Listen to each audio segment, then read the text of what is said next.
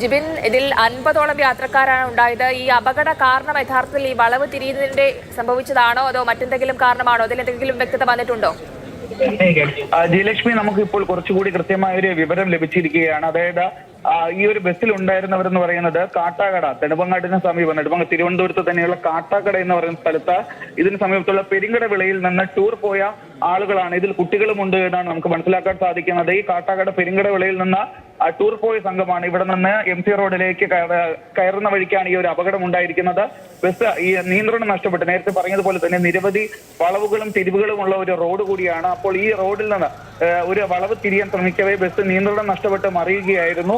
ഈ പരിക്കേറ്റവരെയൊക്കെ തന്നെ ഇപ്പോൾ ഏറ്റവും കൂടുതൽ പ്രവേശിപ്പിച്ചിരിക്കുന്നത് നെടുമങ്ങാട് ജില്ലാ ആശുപത്രിയിലാണ് പരിക്കേറ്റവരെ പ്രവേശിപ്പിച്ചിരിക്കുന്നത്. ബസ്സിൽ 49 യാത്രക്കാരുണ്ടായിരുന്നു. ഈ 49 യാത്രക്കാരെ പുറത്തെടുക്കാൻ ഇപ്പോൾ പോലീസിന് സാധിച്ചിട്ടുണ്ട്, ഫയർഫോഴ്സിന് സാധിച്ചിട്ടുണ്ട്. ബസ്സിൽ ഉണ്ടായിരുന്ന 49 പേരെയും പുറത്തെടുത്ത് അവരെയൊക്കെ തന്നെ ആദ്യഘട്ടത്തിൽ ഇപ്പോൾ നെടുമങ്ങാട് ജില്ലാ ആശുപത്രിയിലാണ് പ്രവേശിപ്പിച്ചിരിക്കുന്നത്. ഈ ജില്ലാ ആശുപത്രിയിൽ പ്രവേശിപ്പിച്ചതിൽ കൂടുതൽ ഗുരുതരമായി പരിക്കേറ്റിട്ടുള്ളവരെയാണ് ഇപ്പോൾ തിരുവനന്തപുരം മെഡിക്കൽ കോളേജ് ആശുപത്രിയിലേക്ക് പ്രവേശിപ്പിച്ചിരിക്കുന്നത്. ഏകദേശം ഒരു 3/4 മണിക്കൂറോളം ആയിട്ടുണ്ട് ഈ ഒരു അപകടം ഉണ്ടായിട്ട്. അപകടമുണ്ടായ സമയത്ത് തന്നെ കൃത്യമായിട്ടുള്ള രക്ഷാപ്രവർത്തനം ഒക്കെ നടന്നിരുന്നു. ഈ അപകടത്തിൽ നേരത്തെ പറഞ്ഞതുപോലെ തന്നെ നാട്ടുകാരാണ് ആദ്യം ഓടിയെത്തി അപകടത്തിൽപ്പെട്ടവരൊക്കെ തന്നെ ബസ്സിൽ നിന്ന് പുറത്തേക്ക് എടുക്കുന്നതിന് വേണ്ടിയിട്ടുള്ള ക്രമീകരണങ്ങൾ ചെയ്തത്. മറ്റൊരു കാര്യം എന്ന് പറയുന്നത്, നേരത്തെ ജയലക്ഷ്മി ചോദിച്ചതുപോലെ തന്നെ ബസ്സിന്റെ അടിയിൽ ആരെങ്കിലും അകപ്പെട്ടിട്ടുണ്ടോ എന്നുള്ള സംശയമൊക്കെ ആദ്യഘട്ടത്തിൽ ഉണ്ടായിരുന്നു. കാരണം ഇത് സംബന്ധിച്ച് ആരൊക്കെയാണ് ബസ്സിൽ ഉണ്ടായിരുന്നതെന്ന ഒരു കൃത്യമായ വിവരം ലഭിച്ചിരുന്നില്ല.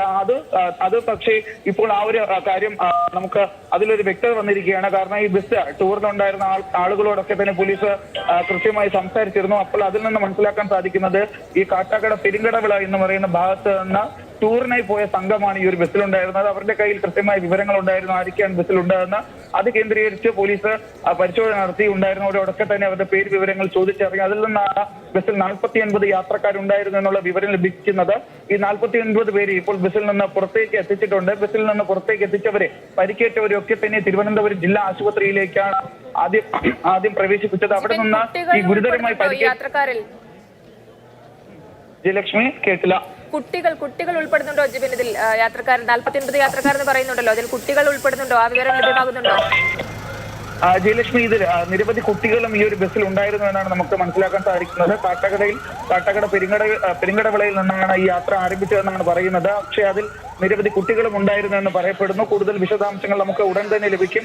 ഞങ്ങൾ ഇപ്പോൾ അങ്ങോട്ടേക്ക് എത്താറായിട്ടുണ്ട്. ഈ ഒരു കന്യാകുളങ്ങര ഭാഗത്ത്, കന്യാകുളങ്ങര തേക്കട ഇരിഞ്ച റോഡിലേക്ക് ഞങ്ങൾ പോയിട്ടുണ്ട്. അവിടെ ഉടൻ തന്നെ നമ്മളും എത്തിച്ചേരും. അവിടെ നിന്ന് നമുക്ക് കൂടുതൽ വിശദാംശങ്ങൾ ലഭിക്കും. ജയലക്ഷ്മി.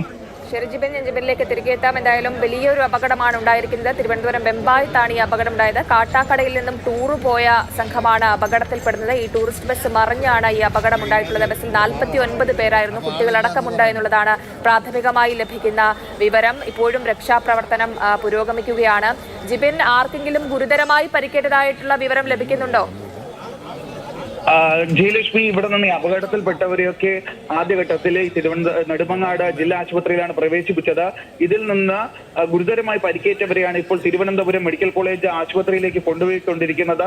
ഇതിൽ ഒരുപാട് പേർക്ക് ഗുരുതരമായി പരിക്കേറ്റിട്ടുണ്ടെന്നാണ് നമുക്ക് മനസ്സിലാക്കാൻ സാധിക്കുന്നത്. ഞാൻ നേരത്തെ പറഞ്ഞതുപോലെ തന്നെ ഞങ്ങൾ ഈ സ്ഥലത്തേക്ക് വരുന്ന വഴിക്ക് ഒട്ടനവധി ആംബുലൻസുകൾ ഈ മെഡിക്കൽ കോളേജ് ഭാഗത്തേക്ക് ചീർപ്പാങ്ങി പോകുന്നത് കാണാമായിരുന്നു. അത് ഏകദേശം 10ഓളം ആംബുലൻസുകൾ ഉണ്ടായിരുന്നു പല സമയത്തായി ഇതുവഴി അങ്ങോട്ടേക്ക് പോയത്. അപ്പോൾ ഒട്ടനവധി പേർക്ക് ഗുരുതരമായി പരിക്കേറ്റിട്ടുണ്ട് എന്നാണ് നമുക്ക് അവിടെ നിന്ന്, നാട്ടുകാരിൽ നിന്നും അതുപോലെ തന്നെ നമ്മുടെ പ്രാദേശിക ലേഖനമൊക്കെ തന്നെ അങ്ങോട്ടേക്ക് പോയിട്ടുണ്ട്. അവരിൽ നിന്ന് ലഭിക്കുന്ന വിവരം അനുസരിച്ച് ഒട്ടനവധി പേർക്ക് ഗുരുതര പരിക്കേറ്റിട്ടുണ്ടെന്നാണ് മനസ്സിലാക്കാൻ സാധിക്കുന്നത്. കാരണം ഈ ബസ് തലകീഴായി മറിഞ്ഞിരിക്കുകയാണ്.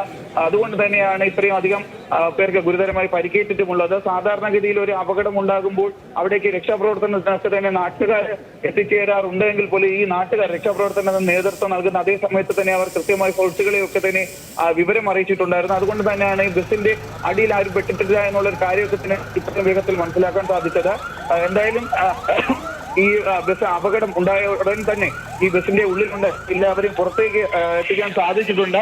അവരെയൊക്കെ തന്നെയാണ് ഇപ്പോൾ ഈ നെടുമങ്ങാട് ജില്ലാ ആശുപത്രിയിൽ പ്രവേശിപ്പിച്ച് ഇവിടെ നിന്ന് ഈ ഗുരുതരമായി പരിക്കേറ്റിട്ടുള്ളവരെയൊക്കെ തന്നെ ഇപ്പോൾ തിരുവനന്തപുരം മെഡിക്കൽ കോളേജ് ആശുപത്രിയിലേക്ക് മാറ്റിയിട്ടുള്ളത്. പക്ഷേ ഇവർ ഈ നമുക്ക് ഇപ്പോൾ പ്രാഥമികമായി ലഭിക്കുന്ന വിവരം അനുസരിച്ച് മനസ്സിലാക്കാൻ സാധിക്കുന്നവരെല്ലാം തന്നെ കാട്ടാക്കട പെരുക്കട വിള ഭാഗത്ത് നിന്ന് ടൂറിനായി പോയ സംഘമാണ് ഈ ഒരു വാഹനത്തിൽ ഉണ്ടായിരുന്നതെന്നാണ്. ഇതിൽ നിരവധി കുട്ടികളും ഉണ്ടായിരുന്നു എന്ന് പറയപ്പെടുന്നു. എന്തായാലും ഒരു അല്പസമയത്തിനകം തന്നെ നമ്മൾ ഈ പ്രദേശത്തേക്ക് എത്തിച്ചേരും. ഇവിടെ ഈ സമയത്ത് ഈ വരുന്ന വഴിയിലെല്ലാം ആംബുലൻസുകളാണ് ജയലക്ഷ്മി. അതാണ് ഏറ്റവും അധികം ആശങ്ക ഉളവാക്കുന്ന ഒരു കാര്യമെന്ന് പറയുന്നത്.